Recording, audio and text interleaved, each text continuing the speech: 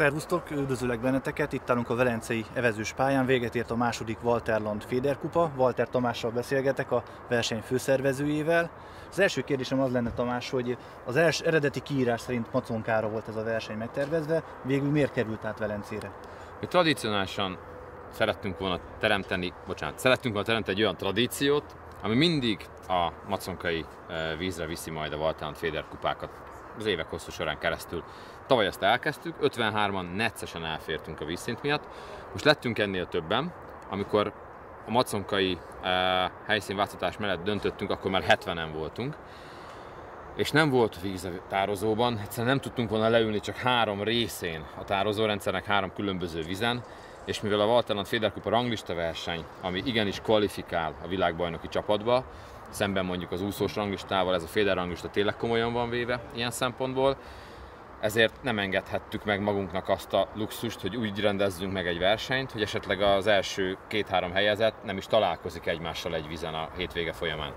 Úgyhogy emiatt kézenfekvő volt, hogy helyszínt kell változtatni, és a változtatásnál már csak az volt a kérdés, hogy hova menjünk. Itt viszont megint csak kézenfekvő volt Velence, mert a jövő évi magyar bajnokságot a velencei evezős pályára szeretnénk tenni, azonokból kifolyólag, hogy 2014-ben a felnőtt Féder világbajnokság Írországban egy D-véres pályán lesz, ergo D-véres pályán kéne a megmérettetést lebonyolítani, és ez a legegyenletesebb Féder horgászatban biztosan a legegyenletesebb versenypályánk Magyarországon, úgyhogy ez így szépen hozta magával a sort, és ide került ez a verseny is. Nagyon szép siker született, hát nem titok, hogy Walterland siker volt egyértelműen. Az első 2 helyezett az a Walterland versenyzője, Novák János és a Sivák Matyi lett a második helyezett. Ehhez is gratulálok. Mennyiben másabb ez a fajta féderes horgászat itt Velencén, mint a finomszerelékes horgászat, amivel te nagyon otthonosan mozogsz? Igen, sokban másabb. Sokat beszélgettünk a fiúkkal a hét folyamán, és sokat beszélgettünk ma délután a verseny lefújását követően arról, hogy vajon mi lenne, ha most itt a féderesek közé beültetnénk egy-két meccsbotos horgászt. Valószínűleg kikapnánk. Tehát a Janinak a második körös 15 kilója, vagy a Matyi 13 kg 80, az 4 órára levetítve ilyen 12-13 kg körüli fogást lenne, soha nem fogtunk meccsbottal 10 kg fölött. Tehát szerintem ez mutatja azt, hogy hol vannak a limitek. Én azt gondolom, féderbottal többet lehet fogni. Viszont mielőtt azt gondolnánk, hogy csak ez a 2 srác horgászott jól, erről szó sincs. 5 szektorban zajlott a verseny 55 indulóval, és az 55 induló 11 fős szektorokban nagyon rövid szektorokat eredményez, ami jó is, meg rossz is. Én szerintem most ebben a szituációban alapvetően jó, mert így a szektorhossz rövidebb, és nem borul meg a szektor eleje a szektor végéhez képest, vagy fordítva. Viszont ez eredményezi azt, hogy ha 2 jó horgász összehúz, akkor valamelyik már nem tud egyest csinálni, ha széthúznak, akkor tudnak egyest csinálni.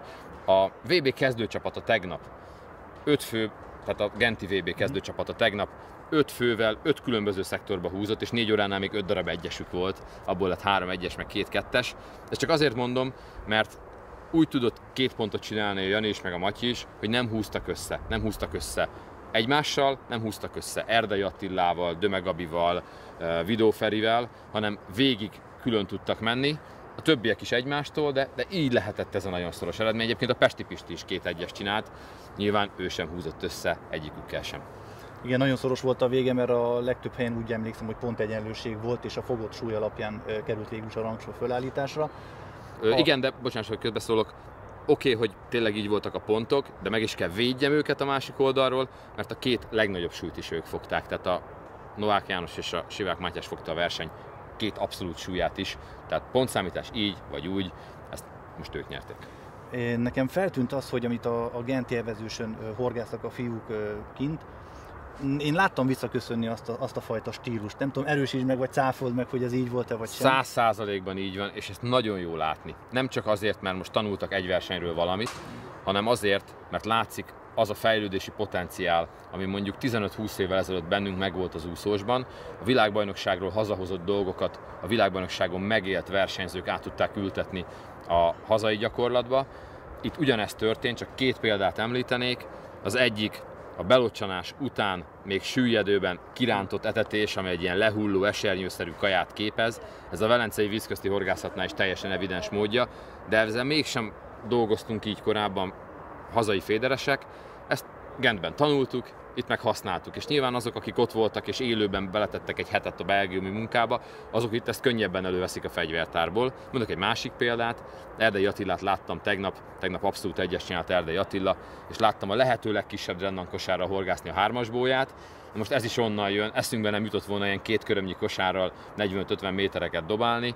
Ha megvan az a lágy 390-es bot, az a összehangolt szerelék és az a súly a kosárba, akkor igenis lehet, ezt is Gentből tanultuk. Tehát ezek a dolgok visszaköszönnek, és valóban akik a világbajnokságon ezeket a tapasztalatokat össze tudják gyűjteni, itthon tudnak további versenyelőre szert tenni.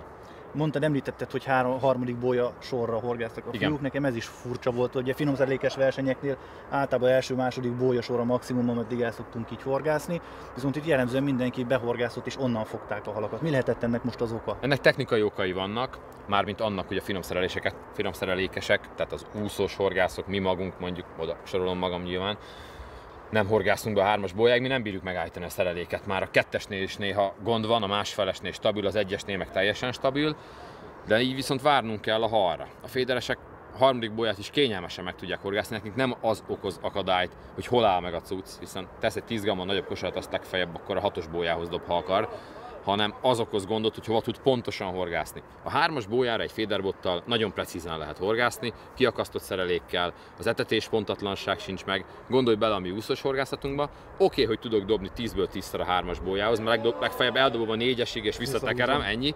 Na de oda kell csúzlizni. Oda csúzliztam, akkor meg kéne állítani azt a nyomorult úszót, ha már hasa van a zsinórnak, tehetek én bármekkorát, nagyon nehéz. Úgyhogy a mi horgászatunkban nincs benne az, hogy 60 méterre áramló vízben megállított úszóval víz közt meccsezzünk.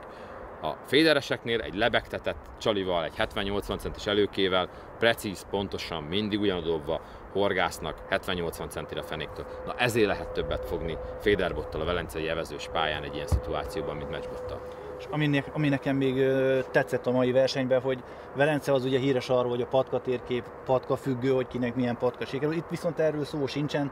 Azt gondolom, hogy harmadik bólyasornál szerintem mindenkinek ugyanolyan a víz, ugyanazok a halak vannak, tehát itt tényleg a technika és a felkészültség tud dönteni. Ez egy mart evezős pálya, ember által készített, bágarolt evezős pálya, ahol azt mondom, hogy az első bólyasortól a túlsó parti első bólyasorig, tehát tőlünk számított utolsó bólyasorig tök vízszintes meder van. Lehet, hogy az E-szektor 3 centivel sekélyebb, mint az A, de akkor az egész E-szektor 3 centivel sekélyebb, és ez 3 méteres mélységnél van. Ez teljesen egyenletes. Azokon a versenyeken, ahol kevés hal van Velencén, és meccsbottal kell megfogni, szektoron belül nagyon egyenletes képet kaphatunk. Amikor patkán kell rakóznunk, ez borul. A féderesek még messzebb mehetnek az előbb taglalt technikai sajátosságok miatt, nekik még egyenletesebb. Tehát én nem tudok most ennél egyenletesebb versenypályát Magyarországon féderhorgászatra. Ez biztosan így van. Ha már így a versenypályákat így említetted, akkor megkérdezném azt, hogy van-e terve más versenypályáknak a behozatala így a féderes horgászatba, vagy látsz olyan pályát, ami alkalmas lenne féderhorgászatra? Van tervben, és nem látok. Ennek az az oka, hogy van egy szabály, minimum 15, maximum 20 méterre kell ülni, az országos bajnokságon ezeket a szabályokat nyilván be kell tartanunk. Remélhetőleg változni fog, szerintem le fog menni ez 12-től 15 méterig terjedő távolságra, teljesen fölösleges 20 méterre féderezni, én azt gondolom. De ha akár csak a 12 vagy 13 métert vesszük is alapul, és számolunk 50-60 fős induló mezőnnyel, ahogy a ranglista versenyeken vagy a Magyar Bajnokságon ez lenni szokott, akkor helyből 1 kilométerre, 8-900 méterre, szélekkel együtt 1 kilométerre van szükségünk. Nem nagyon tudok 1 kilométeres pályát az általunk intenzíven horgászott, mondjuk 3 versenypályán kívül, Alcsi, Matyér, Velence.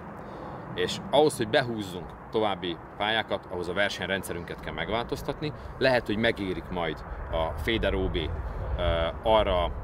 arra a szintre, hogy egy 80 fős középdöntő után egy 30 fős döntő legyen mondjuk, és akkor már egy 500 méteres pálya is remek lesz. Ehhez még kell szerintem egy pár év, de addig nagyon nehéz lesz behoznunk ilyen pályákat, mert vagy a partja nem jó, vagy a halállománya nem jó, vagy semmilyen nem jó, vagy nem engednek oda minket, vagy nem tudjuk, hogy létezik.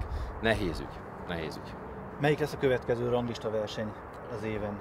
Idei évben már csak egy van hátra, a Horgász Klub kupa, ami új helyszínen debütál, reményeink szerint nem szól bele az időjárás és a vízállás. A Tiszán, az élő Tiszán, a Magyarország legújabb folyóvízi versenypályáján, azért legújabb, mert az M43-as autópálya építésekor oda került hidat megtámasztó kövezésről van szó. Ezen a kövezésen fogunk összecsapni, vagy fognak a fiúk összecsapni október végén, ha jól emlékszem.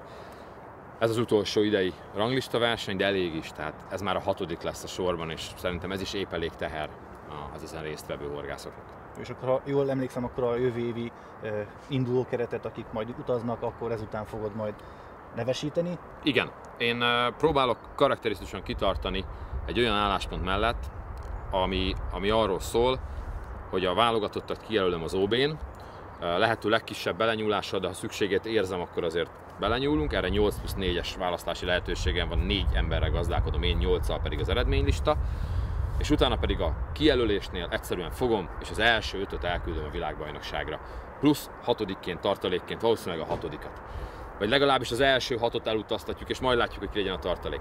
Ez meg fog változni idővel biztos. Ami miatt én most ezzel a dologgal kitartok és ragaszkodom, az az, hogy nem nagyon van múltja még a nemzetközi szabályrendszer szerint zajló féderversenyeknek Magyarországon. Nem tudom azt mondani, hogy ja persze, nekem be kéne tennem a gipszjakabot, igen, már majdnem mondtam valakit, tehát a gipszjakabot be kéne tennem, mert hogy ő 4 éve mennyire jó volt. Nem volt 4 éve. Tavaly volt az első OB. Tehát az elején tartsunk ki emellett, és amikor majd esetleg Erdei Attila 2-szeres magyar bajnokként, világbajnokként, ne adj Isten, nem tudja magát a ranglista elejére kvalifikálni, akkor kerülök majd döntéshelyzetbe, és dönthetek úgy, hogy egy címvédő magyar bajnokot, vagy egy címvédő világbajnokot beteszek-e egy utazó csapatba. De ismered a ranglista állását, Erdei Attila vezeti a ranglistát, Novák Jani második, Sivák Matyi harmadik. Ugyanazok a neveket látod, akik most a szektorokat nyerik, és ez is meg fog változni, meg fogják őket verni. Mert ez a 40-50 fős mag folyamatosan tanulni fog, bővülni fog, és meg fogják verni majd a nagyokat, akkor jön majd a kapitányi felelősség, hogy döntsünk máshogy, mint ahogy a lista alakul, és hogyha az eredmények ezt igazolják, akkor kapitány marad, ha nem, akkor meg majd elzavarnak. Ez teljesen normális, tehát a kapitány ragaszkodjon a csapatához, de egyelőre nekem nincs más dolgom, mint követni az eredményeket. Nem azért, mert ezt az 5 fiút szeretem, hanem azért, mert nincs múlt, amire visszatekintsek. Jó, hát nagyon szépen köszönöm a beszélgetést, szerintem órákig el tudnánk még itt erről beszélgetni. Hát találkozzunk akkor a Tiszán, Szeged mellett, akkor is egy ugyanilyen színvonalas és eredményes versenyt kívánok mindenkinek. Sziasztok! Sziasztok! Köszönöm!